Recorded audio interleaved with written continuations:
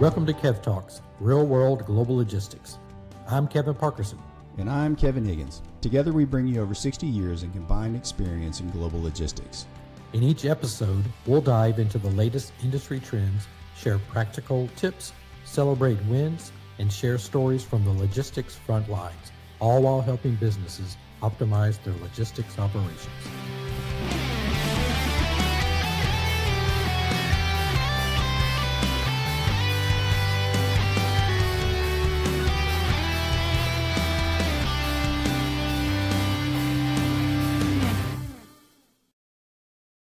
Today, we are thrilled to welcome a true legend in the world of supply chain and logistics, Jim Tompkins, to Kev Talks Real World Global Logistics.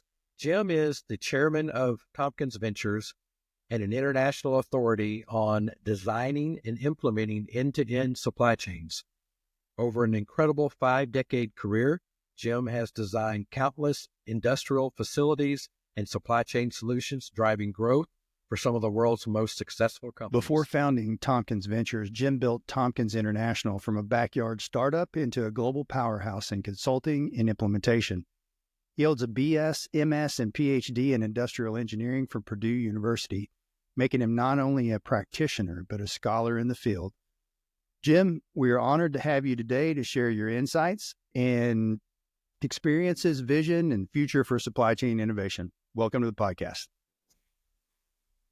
Thank you, Kevin. And Kevin, it's great to be here and good to have an opportunity to chat. Absolutely. Well, this is a real treat, Jim. I've only known you briefly, but through social media and through many calls and meetings, I've gotten to know you. And I think the audience, the listeners are really going to enjoy hearing from you. So thanks for being a guest on absolutely. Kev Talks. My pleasure. So, Jim, with that, let's just get right into it. I want our listeners to really hear about the 5-decade career, how you got started, why you stayed, more importantly, in international supply chain. Give us your story, Jim. Well, I was a youngster and I had the ability to take things apart and put them back together again. So my dad, who was a house painter with no knowledge of engineering whatsoever, he said, "You're going to be an engineer." And so when anybody asked me what I was going to do when I grew up, I said I was going to be an engineer. Went off to high school, really did well in athletics, didn't do so good with the books, and so I couldn't get into the school I wanted to get into, which was Purdue. Instead, I went to Northern Illinois for my first 2 years, then I transferred into Purdue. Okay. I got to Purdue, and before I got to Purdue, in high school, when we were seniors in high school, we had to write a paper on what we wanted to be when we grew up. And I wrote, I want to be an engineer. And I wrote this paper and turned it in. And 2 days later, we came back to that composition class. And the teacher said, "I'm handing back all your papers except for one." And she went around handing all the papers. And everyone got their paper back except for me. She said, "Now we have another one from one of the students. And I'm going to give him a choice. I'm going to give him a choice. Either I'm going to read for your amusement his paper to the whole class, or I'm going to give it back to him and give him a chance to rewrite it." And she says, "Jim, do you want me to read your paper?" I said, "No, I'll rewrite it." So I rewrote it. I went down to the library, found a book by Don Burnham, who was at that time the chairman of the board of Westinghouse, and he wrote a book on what it was to be an industrial engineer. And I read that book, and I thought, I want to do that. And so then I got into Northern Illinois. Then I transferred to Purdue as a junior. And when I transferred to Purdue as a junior, they said, "What do you want to do?" I said, "I want to be an industrial engineer." So I went and got my bachelor's degree. When I finished my bachelor's degree, I did well in school. I was offered a full ride. My wife and I were married at that point, but I was offered a full ride to get my master's degree. And so I said yes, took my master's degree, got stung by the research bug, stayed on for my PhD, ready to go out and make some money. All our friends were already making money, everything. And the U.S. Army decided I'd make a great soldier. So I got an opportunity to join the Army for a couple of years. We did that. And I came down to North Carolina State University and taught facilities planning, industrial distribution, warehousing, transportation. We didn't have the word supply chain back then. Started teaching, realized I was still poor. So I started teaching seminars on warehousing. Now, I had the best warehousing course in the world. And the reason I know that is because it was the only warehousing course in the world. No one else taught warehousing, but I took the principles of industrial engineering and applied them to warehousing. that resulted in me getting consulting opportunities. So we did consulting. I hired some people. And the next thing you know, I had a business, several hundred people, several $100 million worth of revenue, and we were very successful. COVID hit. I decided to take a change in path, and I retired. I stayed happily retired for 3 weeks. I started a new company called Tompkins Ventures, and that's what I've done for the last 5 years. And I've had the time of my life in a very, very, very fast-paced environment where I'm able to really help major companies do innovative, creative things around the world in supply chain. Holy cow, what a story, man. I know, right? And he abbreviated it. I mean, there's a lot more meat in there that we may get, for bonus material on this podcast, but there's a lot more. But that's a phenomenal we could story, probably Jim. spend an hour talking about what the paper was like before and what the paper was like afterwards. Well, it was terrible before, and it was plagiarism after the fact. But I did a good job on it, and it's interesting. The other portion of the question you asked is, and why have I stayed here? Why have I stayed in supply chain? It's all I know. Yes. I am a supply chain guy, and I love supply chain, and it's so cool. My wife and I were married like 50 years before any of her girlfriends understood what I did. But in year 2000, one of her girlfriends called her up, and she said, we were just watching the news in 2020. In 2000, we were watching the news, and they mentioned on TV, supply chain is the reason we can't buy stuff at the grocery store. And my wife said, yeah. She said, isn't that what Jim does, supply chain? And she said, yeah.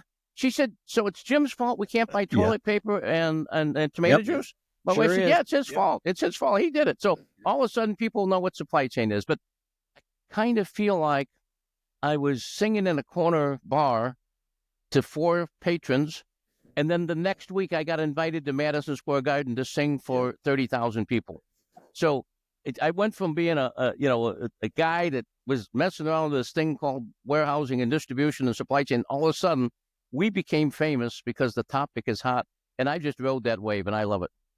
Yeah, well, you're talking to two guys that are, we've been in it, we're still in it, and we're in it because we love it, and that's why that's one reason why we're doing this podcast, is so that we can continue being in it and talking to people like yourself and bringing forward great careers and stories and experiences that you have. So with that, I want to get into a little bit. So it's really good that you talked about your composition class, because one of the first questions that I think that's going to get us into really the meat of the topic is, you do a lot of writing today.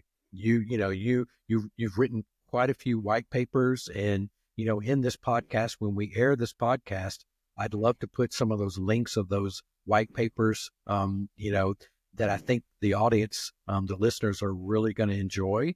But where did your passion come from writing?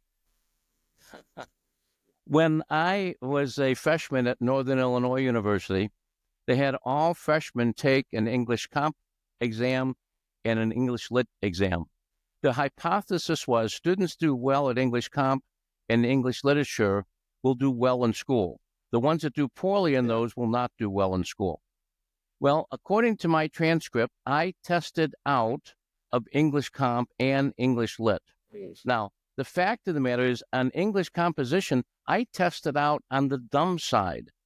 I failed the test, and so I was in the group that was supposed to be the standard they were going to measure the others against. And then English lit, I tested out on the top side because I love to read. So when I transferred to Purdue as a junior, they looked at my transcript, tested out of English lit, tested out of English comp. I took a secondary English comp course, and I aced it. And so they said, he's good for all 4 of his English courses. And so I never took an English composition course in college. However, I've written 31 books. I've written over 1,000 papers. Mm-hmm. So why do I do that? I cannot think without writing. Okay. And so the way I figure out what do I think about something is by starting to write. And I start to write, and I go, oh, that's good. Oh, no, this is stupid. This doesn't make sense. And I write again, and I write. And so it's me editing my writing that allows me to understand how my brain is working and what I'm thinking about. So writing is a process for me, not of creating a composition, but of thinking. It's how I think, is by writing. I do I too. love that. That I do makes too. total That's sense. how I remember is I write. If I can't type it, I have to write it on a piece of paper with a pen. Yeah. Well, I've got to the point I now can type it, but it took a while. Yeah. So I know exactly what you're saying, Kevin. It was a transition. Well, listen, one of the recent white papers, that I've read is specific to, the current hot topic right now in our industry. The new administration. We've had guests on this podcast talking about this topic, and I suspect the guys that we're going to be talking about this topic all year long, and maybe for at least the next 4 years, if not beyond that. But the Trump tariffs, the rest of the story, 3 years of tipping points and the path to competitive advantage. That's the one that I think our audience needs to hear from the author of this, and would love to kind of start the conversation around, the massive upheaval, as you put in the white paper, that we are experiencing or need to be planning for in 2025. So there's it's really interesting to talk about the tariff process. At this point, it's not so interesting to talk about tariffs. It's not even interesting to talk about Trump's trade policy or economic policy, because he hasn't told us what his trade policy is. He hasn't told us what his economic policy is. We do have lots of statements that he's made, and these statements are extremely interesting because they tend to show us a direction. However, we know at the same time that President Trump is one of the best all-time negotiators of all time. Before he was in politics, I read the book, The Art of the Deal, about 3 times because I knew I could learn from him something about negotiation. Now, he has a certain negotiation style, maybe you agree with, maybe you disagree with. The issue is, does he win the negotiation? And the answer to that is, yes, he does. And so when he's positioning a tariff, he is not imposing a tariff. And so there's some people that'll write an article or come online and say tariffs are inflationary. Well, there's 2 ways to look at it. You can look at the tariff and you can put it in a little, in one of those Petri dishes that biology, and you can analyze it as a mechanism in that little bowl. And if you analyze tariff, it is inflationary. But instead, if what you do is you take a tariff and you put it in the context of world trade, of economic policy, tariffs might be inflationary and they might not be. It just depends. Number one, do you impose that tariff or do you just threaten it? Number 2, if you impose it, when someone comes to you and says, this will hurt me, does he waive it or does he keep it on? Or does he give you enough time to deal with the tariff so that you can take another path other than running into that tariff? Right. So there's a lot of actions and reactions and actions and reactions. So you can't simply say tariffs are inflationary. That's not a true statement. Tariffs can be inflationary and they can be deflationary. It depends on how they go. And so I think what's going to be interesting, the question is, why won't he tell us what his tariff policy is? I was quite certain. I think we know. I think his positioning right now, he's telling us. He's not telling us, but he's telling us, right? His policy is what he's doing right now and how you just described it. Yeah, so it's fun to watch because you get some things and you say, why is he talking about that? Why is Trump talking about Panama? Is that something? 4% of the world trade goes through Panama Canal, and so that's significant, 4%. But is that big a deal? That's not what he's talking about. That's what he's talking about, but that's not what he's talking about. what he's talking about is where are most of the ships, I'm not talking about military ships, I'm talking about cargo ships. Where are most ships built in the world? China. Where are most ships repaired? China. Who owns the most ships? China. Who builds the most containers and chassis to go on the ships? China. Who builds the most cranes that are used on ports to handle those containers? China. Who owns the most ports in the world? China. China is creating an environment where they will control United States supply chains. And so the last piece China needs is that canal.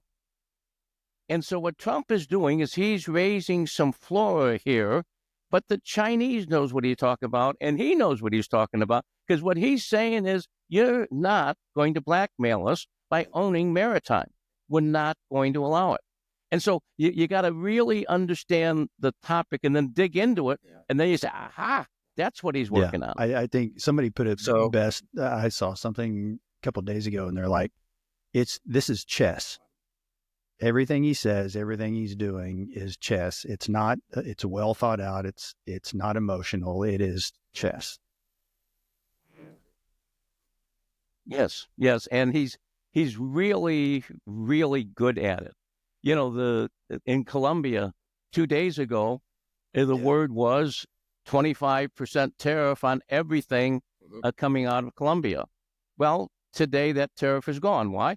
Because the Colombians said, yes, sir, what else can we do for you? He put forth his terms. They said, we agree with all of your terms.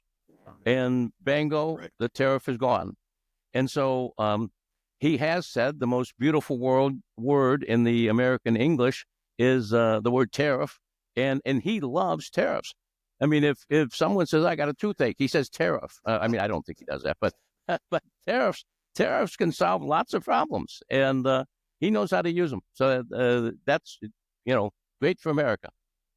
And one of the things that you mentioned in the white paper, I know I keep referencing that, but it's so good, and it's so good with a lot of good information is, the revenue that the U.S. government has made on tariffs historically, how it started and where we're at today. It's vastly different than how it started. And it appears that the policy is to kind of right-size that. And now it has implications, right? And we'll get into that in a little bit.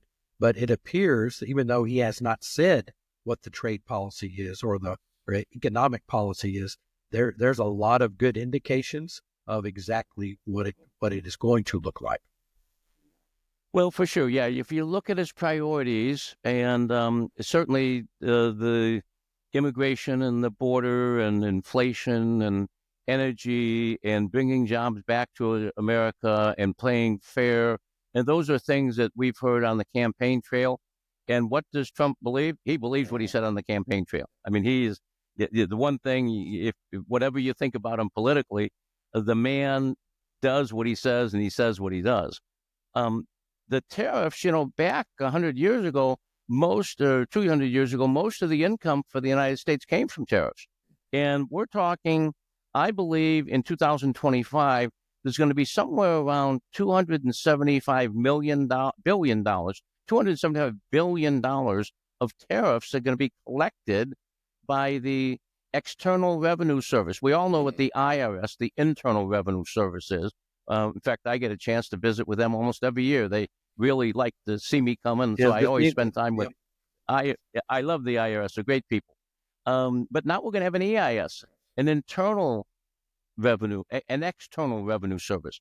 And the External Revenue Service is going to be collecting all these duties and taxes. And it's going to be a nice source of income. If my estimate of $275 billion comes true, that'll be 5% of our budget for the whole country. That's a nice piece of change that we can pick up. And that gives him $275 billion of tax relief that he can give to the American citizens who had to pay extra on what their milk and eggs cost. And so, maybe the milk and eggs cost more, but he's going to give you that money, and so you break even. I think what you said was one of the things that not a lot of people remember is that our revenue was once primarily driven by tariffs. And because the federal income tax is not, historically, it's not that old, right? So when you look at where we get our revenue from, where we used to get our revenue from, this is not a new thing. Yes. Yeah. The American market is the best market in the world, and people will pay money to get into that market. And that is one interpretation of what a tariff can be, is a cost of entering the market. Now, Trump is not trying to play that game. He's just saying, hey, let's level the playing field. I want you to give equal concern to my products that I give to your products, and let's not have any tariffs. But if you guys want to tariff me, I'm going to tariff you. And that's just playing fair. And we've had, I mean, we all know, KP and I have been doing this a long time, but I mean, we all know we have duties, right? We have duties and taxes, and we have anti-dumping duties, and sometimes those anti-dumping duties are 100% of the cost of goods. Sometimes, you have countervailing duties. We have all these duties that have been in place for a very long time. And so, people think that tariffs are something new, but everything that gets imported into the United States generally has a tariff or a duty. The duties are stored in the tariff itself, but they have this cost associated with bringing them into the country. Absolutely. Absolutely. So Jim, you've talked a lot about, on this topic, you've talked a lot about nearshoring, reshoring, and friendshoring. I know what nearshoring and reshoring is. What's friendshoring? Friendshoring is buying raw materials, products, and goods from countries that we have a shared political view. And so we're going to treat each other fairly. And so a friendshoring is like you going to a football game with a friend, and you're going to share the price of going to the game. So if he buys the tickets and drives the car, maybe you're going to buy lunch. That's friendshoring. It says we're going to treat each other fairly based on how a transaction happens. And so the opposite of friendshoring would be buying from Russia, or buying from North Korea, or buying from possibly China. Depends on what side of the wall you want to place them. But the friendshoring is buying from people that aren't going to play games with you. We're not going to hold you back on your personal protective equipment when we have COVID attacking your country. We're not going to do that. That wouldn't be fair. And so we're going to treat you well, and we want to work with people that we know are going to treat us well over time, and that's friendshoring. Yeah. So as a business who's trying to navigate through what's going on, their sourcing strategy should incorporate nearshoring, reshoring, and getting clarity on friendshoring and who those friends are, right? Yes. Would yes. that be, Jim, would you consider it, and I may have the numbers wrong, is it 7801 where we used to have where you could cut here, you had American-made material, send it down to Costa Rica, for example, and have it sewn, and then bring it back in, and there was no duty, and it still qualified for made in America, right? Yes. There's several rules like that. Some in the garment industry, some in the aluminum and steel, some with components, some with finished products. And what they're saying is, hey, labor in Mexico is cheaper, and if there's going to be more labor in an item than it would be if it's why should the U.S. pay more by using American labor if they can get the same quality out of a Mexican warehouse or Mexican factory? And so that's what we're looking at. How do we intelligently design this supply chain so that we're going to be able to provide great value to the customer without some politician someplace in the world trying to get one-upsmanship on us, and therefore we're going to have to pay too much. I love that. I like that. I like that idea of friendshoring. Yeah. Well, it's just it's another tool that businesses need to be utilizing to navigate through the complexities of what is transpiring into the new world of supply chain.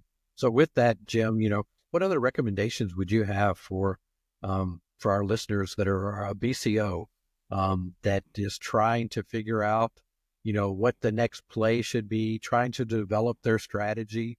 What type of recommendations would you give? Well, first of all, the game has changed. And so you mentioned in the introduction that I have a bachelor's, master's, and PhD in industrial engineering. What do industrial engineers do is they optimize things. Okay, so I want to maximize my profit. I want to minimize my cost. I want to maximize my quality. I want to minimize errors. And so I maximize or minimize things. That's optimization. The problem is optimization is obsolete. What's happened is optimization requires that we define the future requirements. We look at several alternatives and we pick the best one.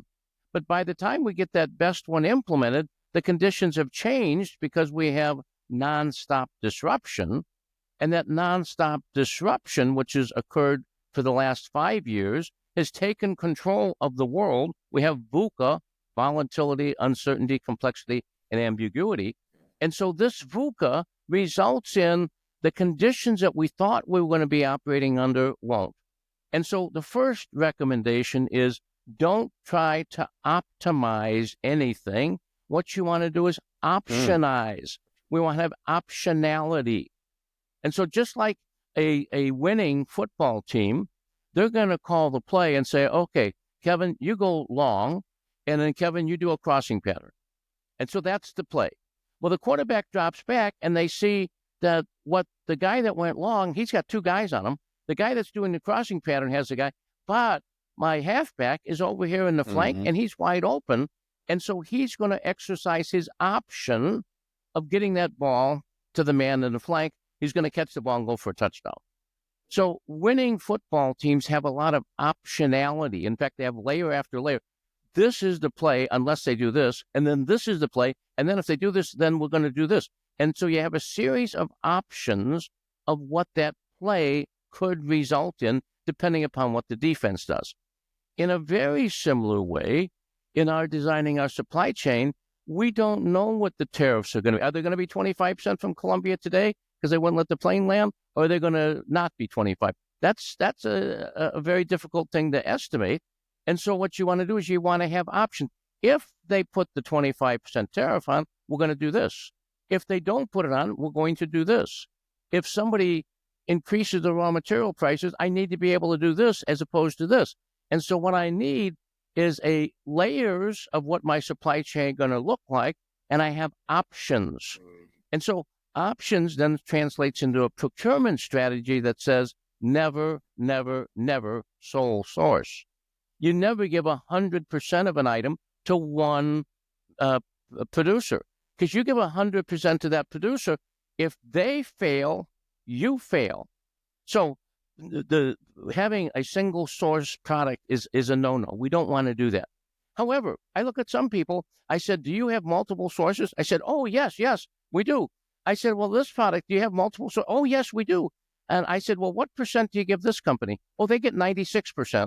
And I said, what percent do you give this company? That's 2%. And that's company 2%. I said, you're single sourced. Yeah. 96.22.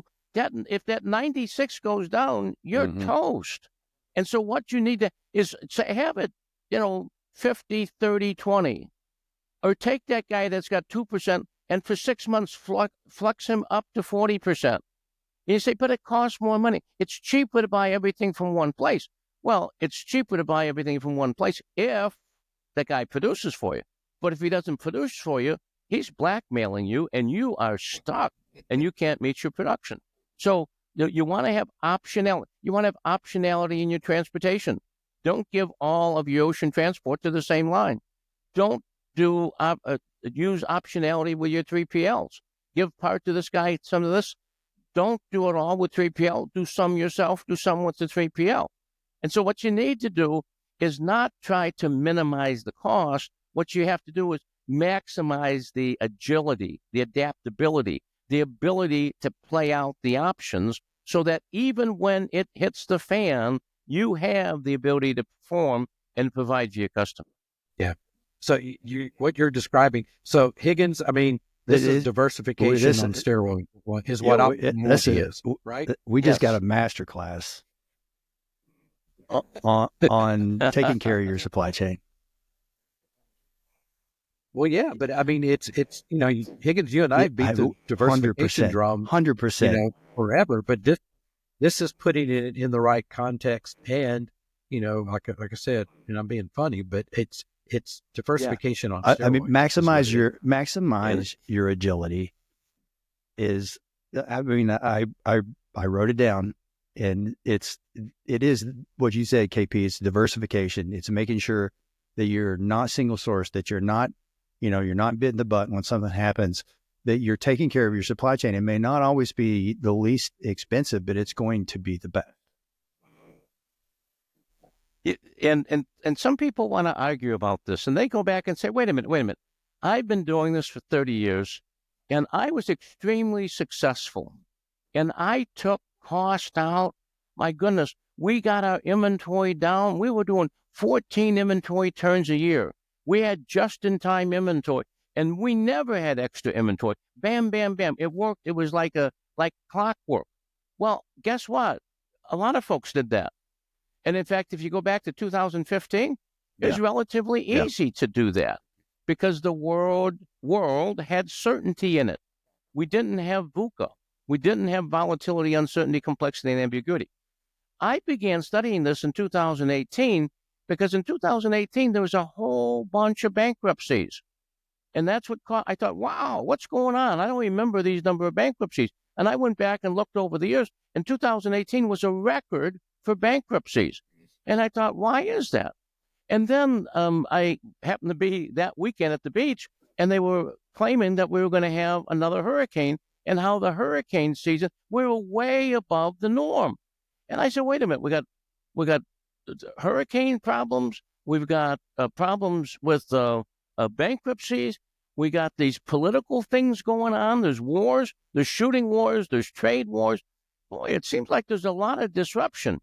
So in June of 2019, I did a video on Google, on YouTube, and on YouTube I said 2020 is going to be the most disruptive year in the history of mankind. Ding, ding, ding. Now, I didn't know what the word COVID meant. I didn't even know what the word pandemic meant. So yeah, I didn't predict COVID, but it was obvious that things were traveling at a very rapid pace. Back when these guys were saying, oh, I've been successful, we did just in time, we took the cost out, my boss thought I was marvelous. Those are all true statements. Congratulations. But that was then. Today, certainty is uncertain. The only thing I know for sure is uncertainty is certain. I'm not going to know. And so if you don't know, that's where you have to have the optionality. And that's where this comes into a new play. Now, so we had COVID. My goodness, everything went kaplooey. Everything went kaplooey. Okay, our life changed. Everything changed. So we got through that, and we went into administration that was kind of doing business as usual. And then all of a sudden, now we're going to have Trump come in, and he's telling us, I'm going to shake things up.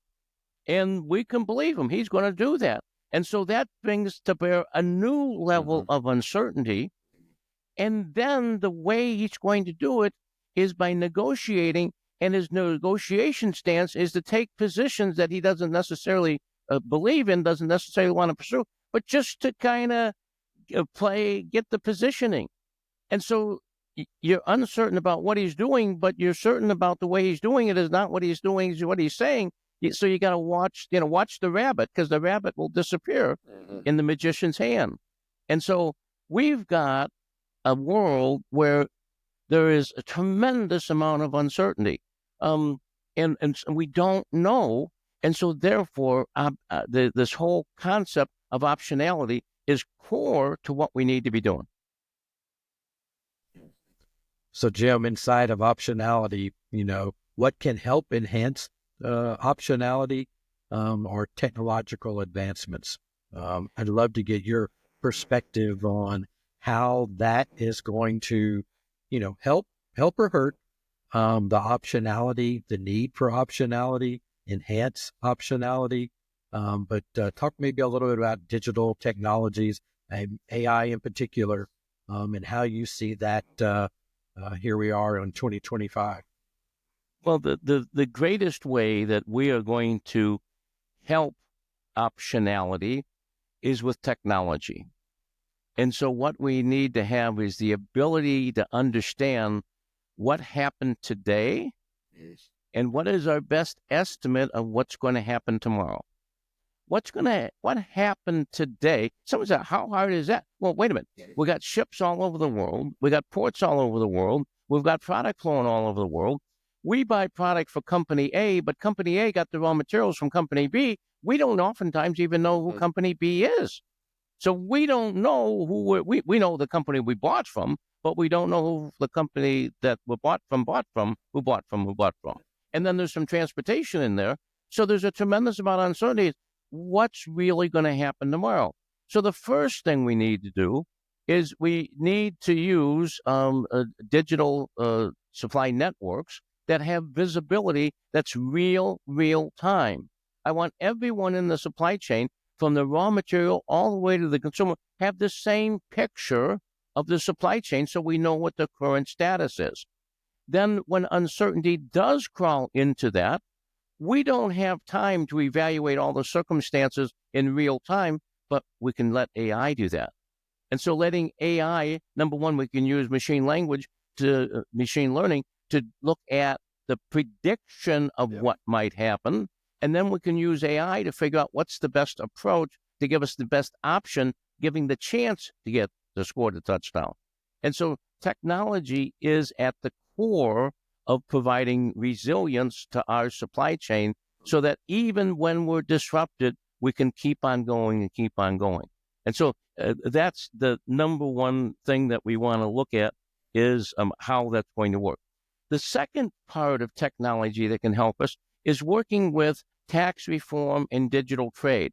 Take the clunkiness out of the system, and by using a blockchain, allow us to have a total record of what's happened with these goods, where it's been, what it's been paid for, how much it weighs, and we now have traceability within the supply chain.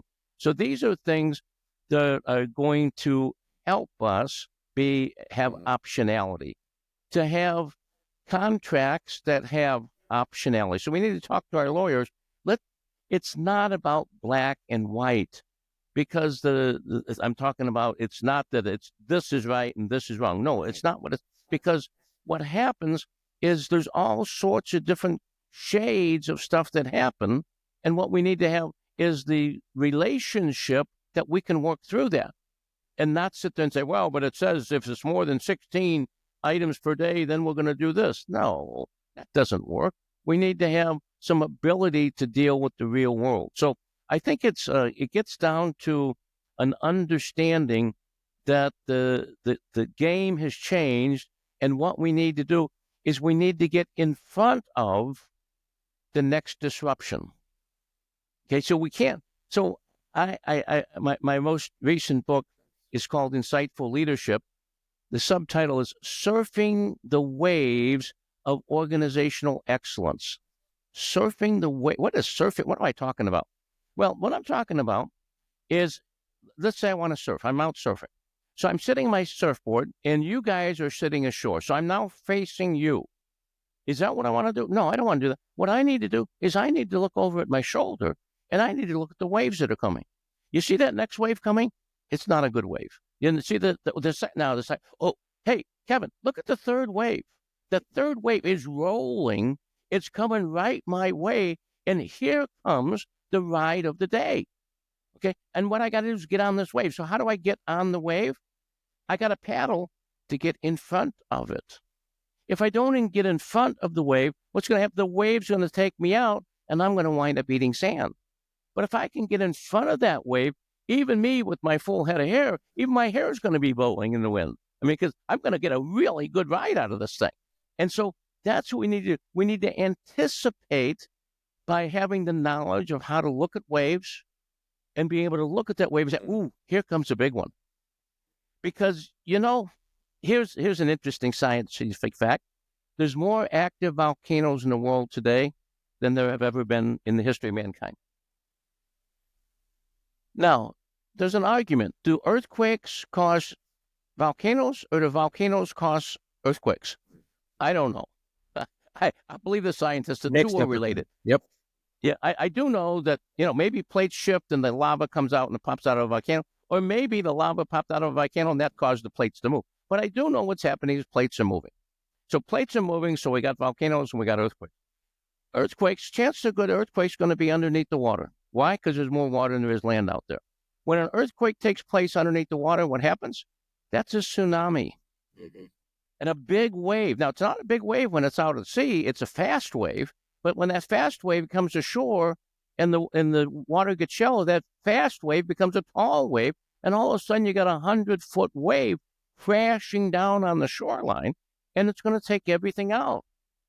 If you have, what was that, the airbag explosives device that blows up the mm-hmm. bag when you get in an accident, and those were all made in Japan, and those all got washed away in a tsunami, and now we couldn't make any cars any place in the world. Oh my goodness, mm-hmm. How dumb was that?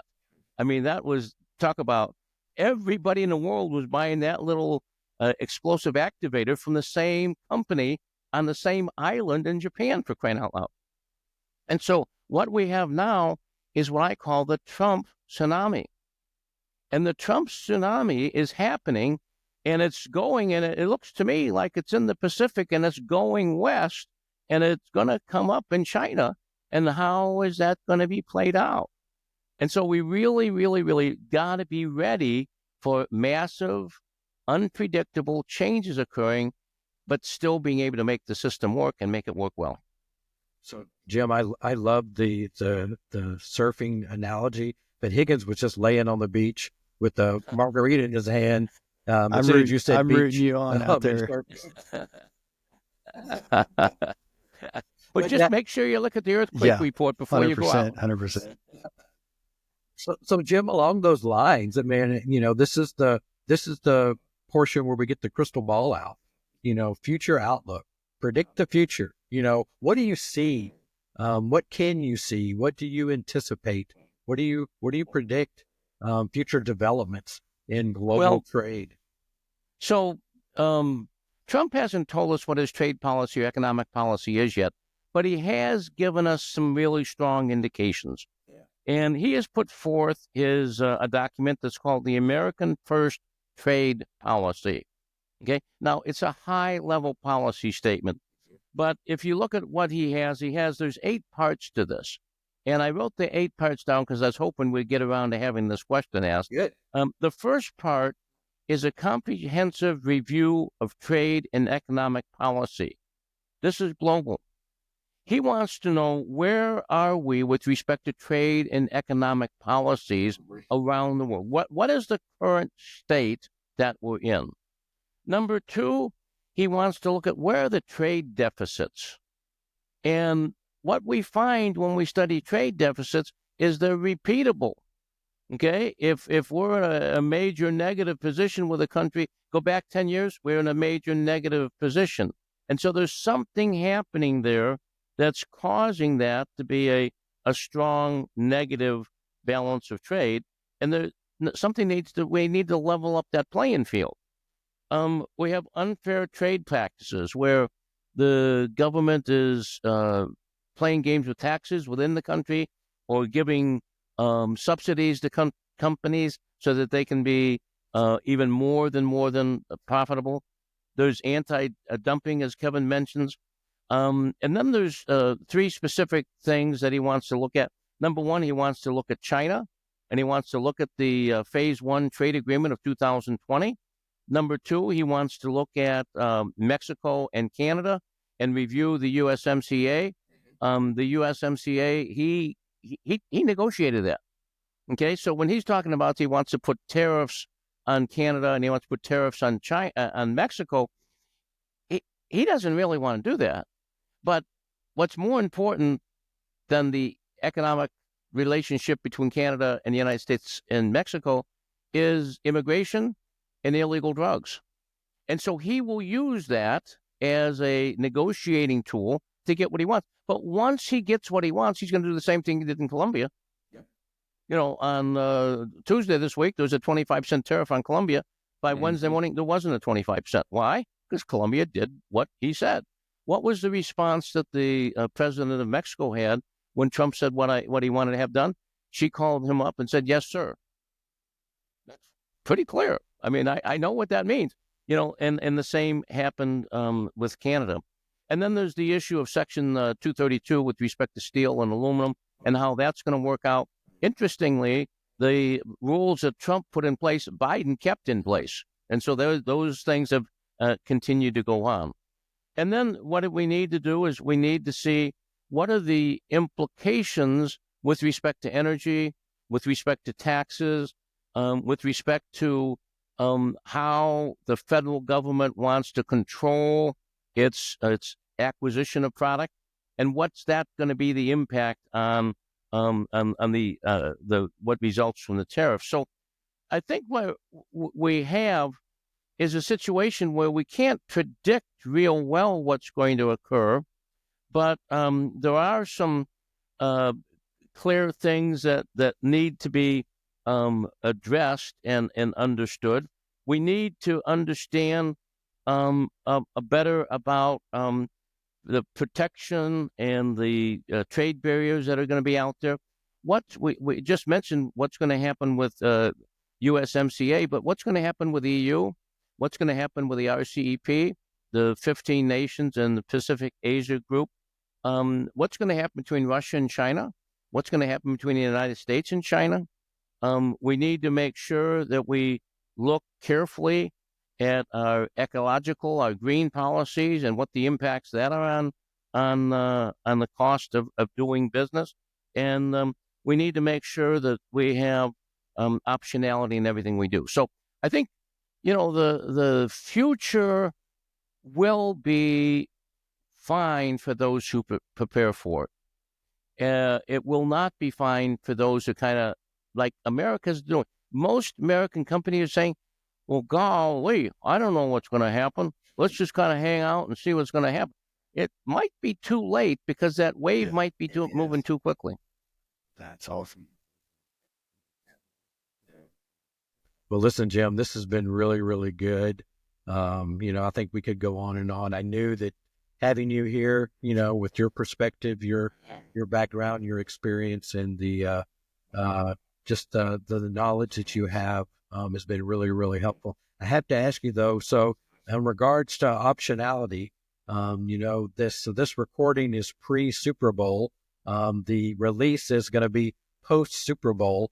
So I'm going to put you on the spot and talk about optionality. The Chiefs are the king of optionality and being able to play that to their advantage. Do you have a prediction on the Super Bowl at all? Yeah, I think the Chiefs will win by 14.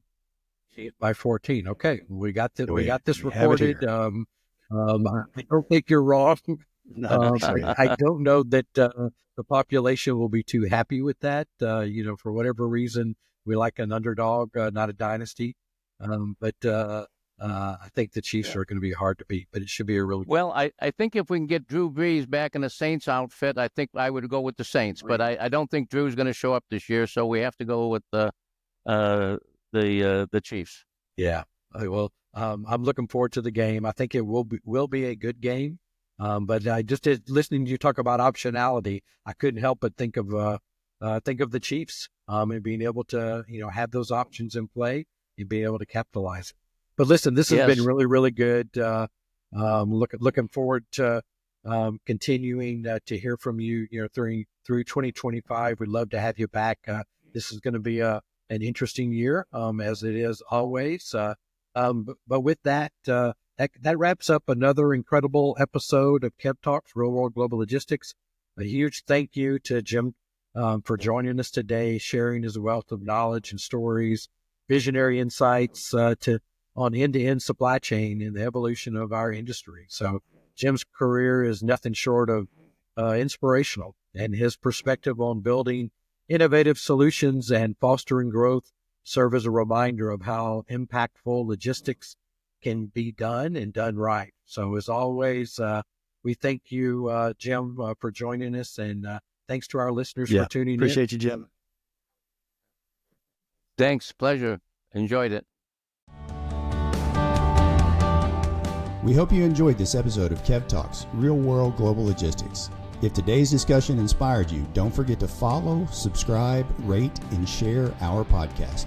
Remember, every great journey in logistics starts with a single step forward. Let's continue working together to transform the industry.